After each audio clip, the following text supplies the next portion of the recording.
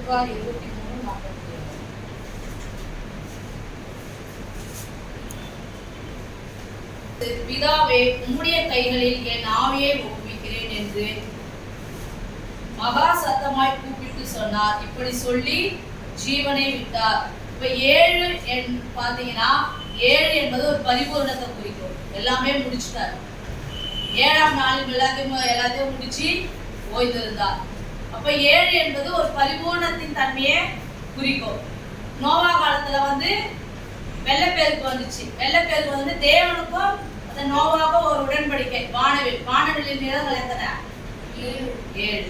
அப்போ அந்த 7ஆம் நாள் 7 என்பது ஒரு பரிபூர்ணம். எல்லாம் முடிச்சு எல்லாத்தையும் வேலை செஞ்சுட்டு முடிக்கிறத அந்த 7ஆம் வார்த்தை குறிக்கிறது. இயேசு, பிதாவே, உம்முடைய கைகளில் என் ஆவியை ஒப்புவிக்கிறேன் என்று மகா சத்தமாய் கூப்பிட்டு சொன்னார். இப்படி சொல்லி ஜீவனை விட்டார். அப்ப அவர் வந்த வேலை முடிஞ்சிச்சு. இந்த பூமி இந்த உலகத்துல அவர் வாழ்ந்தார் அப்படின்றத அவர் என்ன பண்றாரு? எல்லாத்தையும் செஞ்சு முடிச்சுட்டு ஒரு சமாதானம், ஒரு பூரணம் அவருக்குள்ள காணப்படுது. எபிரேயர் 9:14.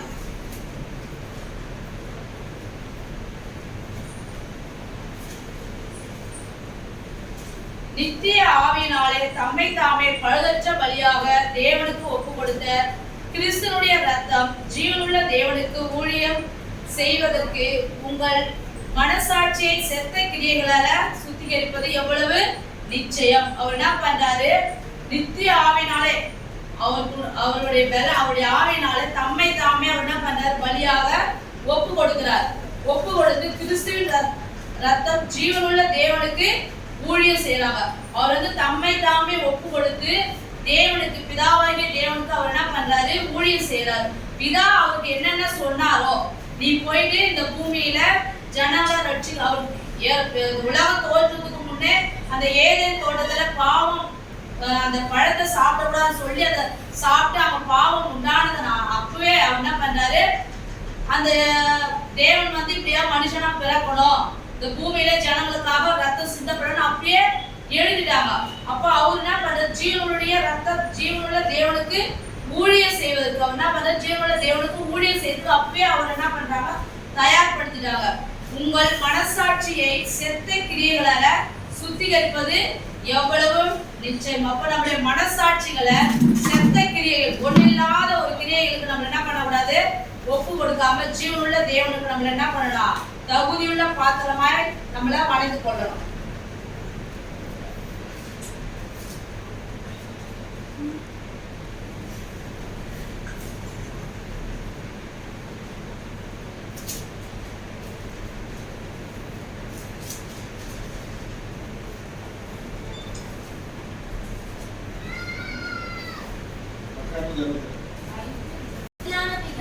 ஒன்றும் இல்லாமல் பரிசுத்தமும் பிழையற்றதுமான மகிமையுள்ள சபையாக அதை நமக்கு முன் நிறுத்திக் கொள்வதற்கும் தம்மை தாமே அதற்காக ஒப்பு கொடுத்தார்.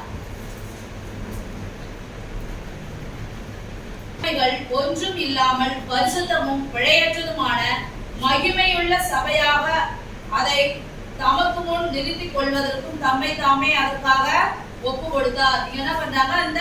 அவர் ஏற்படுத்தின அந்த சபைகள்ல கரை திரையெல்லாம் இருக்கக்கூடாது. முற்றிலுமா சுத்தமா என்ன பண்ணோம்? எந்த கரையும் பிழையும் இல்லாம மகிமையுள்ள சபையாய் நம்மள என்ன பண்றாரு? ஒரு மகிமையுள்ள சபையாய் அவர் என்ன பண்றாரு? தம்மை தாமே அதுக்காக நம்மள மகிமைக்காக நம்மள கரை திரை இல்லாம அவருடைய பரிசுத்த ரத்தத்தினால கழுவி சுத்திகரிப்புக்காக தம்மை தாமே அவர் என்ன பண்றாரா? ஒப்பு கொடுக்கிறார். அதை என்னிடத்திலிருந்து எடுத்துக்கொள்ள மாட்டான், நானே அதை கொடுக்கிறேன். அதை கொடுக்கவும் எனக்கு அதிகாரம் உண்டு, அதை மறுபடியும் எடுத்துக்கொள்ளவும் எனக்கு அதிகாரம் உண்டு. இந்த கட்டளைகளை என் பிதாவினிடத்தில் பெற்றுக்கொண்டேன் என்றார். அவர் என்ன பண்றாரு? இந்த உலகத்துல வாழும்போது எப்படி வேணாலும் வாழலாம். அவர் வாழ்ந்திருக்கலாமா? வாழ்ந்திருக்க கூடாதா? வாழ்ந்திருக்கலாம். ஆனா அவர் என்ன பண்றாரு? பிதாவின் சித்தத்தை நிறைவேற்றணும். பிதா என்ன சொல்லுகிறார்? இப்படியா பாடுபடணும், இப்படியா நீ மறிக்கணும், இப்படியா உயிர்த்திடணும், இப்படியா ஜனங்களுடைய பாவங்களை சுமந்து தீர்க்கிற தேவ ஆட்டுக்குட்டியா மாறணும் அப்படின்னு சொல்லிட்டு அவர்கிட்ட முன்னுமே சொல்லி இருந்ததுனால ஒருவன் அதை என்னிடத்திலிருந்து எடுத்துக்கொள்ள மாட்டான். அவர்கிட்ட யாருமே எடுத்துக்கொள்ள முடியாது. எல்லாம் நானே அதை கொடுக்கிறேன்.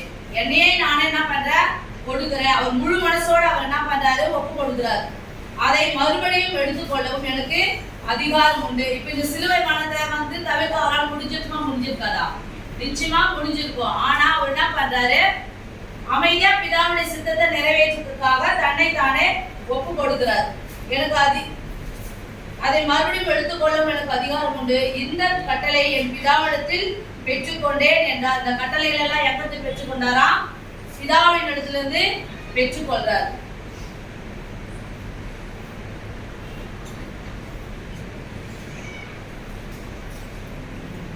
யோபு 12:10. சகல பிராணிகளின் ஜீவனும் மாம்சமான சகல மனுஷரின் ஆவியும் அவர் கையில் இருக்கிறது. எல்லா மனுஷனுடைய ஜீவனும் எல்லா பிராணியுடைய ஜீவனும் யார் கிட்ட இருக்குதா? பிதாவின் இடத்துல இருக்குது. அதை எப்ப எடுக்கணும், எப்ப கொடுக்கணும் அப்படின்னு சொல்லிட்டு அவருக்கு தெரியும். அப்ப எல்லாமே யார் கிட்ட இருக்குதுன்னா பிதாவின் இடத்துல இருக்குது. அவர் இந்த பூமியில எதற்காக வந்தார், எதற்காக வந்து இந்த நமக்காக பாடுகளை பட்டார் அப்படின்னு பார்த்தா, அவர் வந்தது தீர்க்க தரிசனங்களை நிறைவேற்றினார். இந்த அவர் பழைய ஏற்பாட்டில் சொல்லப்பட்ட எல்லா தீர்க்க தரிசனங்களையும் அவர் என்ன பண்றாரு, இந்த புதிய ஏற்பாட்டுல நிறைவேற்றாரு. அவருடைய கட்டளையின்படி அவர் என்ன பண்றாரு, நடக்கிறார். எப்போதும் பிதாவோடு ஐக்கியமாய் இருக்கிறதுக்கு அவர் என்ன பண்றாரு, அர்ப்பணிக்கிறார். அந்த அர்ப்பணிப்புனாலதான் இந்த தீர்க்க தரிசனங்கள் எல்லாம் நிறைவேறுது. பிதாவின் அவர் சொன்ன எல்லா வேலைகளும் அவருடைய ஊழியத்தின் பாதையில ஒரு சின்னதா கூட அவர் என்ன பண்ணல, எதிர்த்து பேசல. அவர் என்ன சொன்னார், பிதா என்ன சொன்னார், ஊழியத்தின் பாதையில என்ன சொன்னாரோ அதை அப்படியே அர்ப்பணிப்போடு அவர் என்ன பண்றாரு, செய்யறாரு. அப்புறம் ஒரு வெற்றியுள்ள அர்ப்பணிப்பு. அவர் என்ன பண்றாரு, இப்படிதான் இருக்கணும், அப்படி இருக்க கூடாது. அவர் நிறைய நேரத்துல நம்ம மனுஷனை போல அவருக்கு என்ன வரும், சோர்வு, பசி, தாகம், தூக்கம் எல்லாமே வந்திருக்கும்.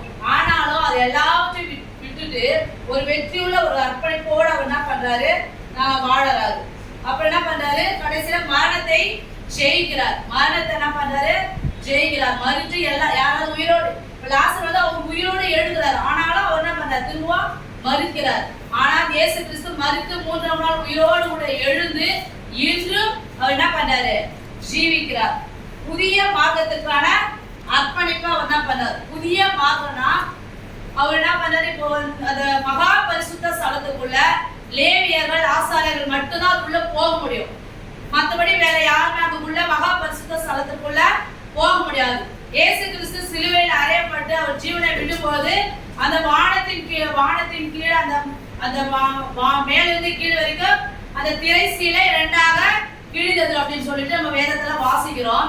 அந்த திரைசீலை 2ஆக கிழிக்கப்பட்ட உடனே இயேசு கிறிஸ்து வழியாய் நம்ம அந்த மகா பரிசுத்த ஸ்தலத்துக்குள்ள போயிட்டு புறஜாதியாராகிய நாமளும் இயேசு கிறிஸ்து நமக்காக பரிந்து பேசுகிறார். இயேசு கிறிஸ்து மரணத்தை ஜெயித்து அந்த திரைசீலையை கிழித்து மகா பரிசுத்த ஸ்தலத்துக்குள்ள நம்மளாலே போக முடியும். அந்த மகா பரிசுத்த ஸ்தலத்துக்குள்ள போக முடிஞ்சதுனாலதான் இயேசு கிறிஸ்து நமக்காக பலியாக ஒப்பு கொடுக்கப்பட்டதுனாலதான் இந்த வேதம் நம்ம கையில இருக்குது. இல்லைன்னா இந்த வேதம் நம்ம கையில கிடைச்சிருக்குமா? இந்த வேதம் சாதாரணமா நம்ம கையில கிடைச்சதா? எத்தனை பேர் ரத்த சாட்சியா மறிச்சிருப்பாங்க? எத்தனை பேர் அர்ப்பணிப்போடு இரவும் பகலும், எத்தனை பேர் பசி பட்டினிமா தேவனுக்காக உண்மையை ஊழியம் செய்யறாங்க. கர்த்தருக்கு உண்டான பயம் இல்லாத நம்ம என்ன பண்றோம், ஒரு அசாதாரணமா, ஒரு அற்பமா, ஒரு அலட்சியமா நினைக்கிறோம். ஆனா நிறைய பேர் இந்த பய பக்தியோட கை கொள்றாங்க. அந்த எவ்வளவு பேருடைய ரத்தம், இந்த பரிசுத்தாவுடைய ரத்தம் இந்த சிந்தப்பட்டு இந்த பூமியில இந்த வேதம் நமக்கு கிடைச்சிருக்குது. மகா பரிசுத்த ஸ்தலம் நம்மளுக்கு கிடைச்சிருக்குது. அந்த மகா பரிசுத்த ஸ்தலத்துக்குள்ள அந்த பழைய ஏற்பாட்டு காலத்துல போறதுக்கு பயப்படுவாங்க. ஆனா இப்ப நமக்கு என்ன ஆகுது, இயேசு கிறிஸ்துவின் மூலமே அந்த திரைசீலைக்கு 2ஆக கிழிக்கப்பட்டு இயேசு கிறிஸ்துவின் வழியாக பிதாவை நோக்கி நம்ம வேண்டிக் கொள்ளும் போது தேவன் நமக்கு சகலமும் செய்ய வல்லவராய் இருக்கிறார். பிதாவின் சித்தம் செய்ய அவர் என்ன பண்ற, தன்னை தானே அர்ப்பணிக்கிறார். இதுல பாத்தீங்கன்னா முதல்ல மன்னிப்பு. அதுல பாத்தீங்கன்னா பிதாவே இவர்களை மன்னியும் அப்படின்னு சொல்லிட்டு சொல்றாரு. அதே மாதிரி அவருடைய ஜீவனை விட்டு நான் பரலோகத்துக்கு எடுத்துக்கொள்ளப்படும்போது பிதாவே என்ன பண்றாரு, அந்த 2 தடவை அவர் என்ன பண்றாரு, அந்த பிதாவே பிதாவே அப்படின்னு சொல்லிட்டு முதல்ல பிதாவை கூப்பிடுறாரு. ரெண்டாவது அந்த கடைசி வார்த்தையிலும் பிதாவே உடைய கைகளில் என்னுடைய ஆவியை ஒப்புவிக்கிறேன். அவருடைய ஜீவன் யாரு, பிதா கிட்ட ஒப்பு கொடுக்கிறார். பிதாவே அப்படின்னு சொல்லிட்டு சொல்லி அவர் என்ன பண்றாரு, அவருடைய ஜீவனை விட்டு பிதா கிட்ட ஒப்பு கொடுக்கிறார்.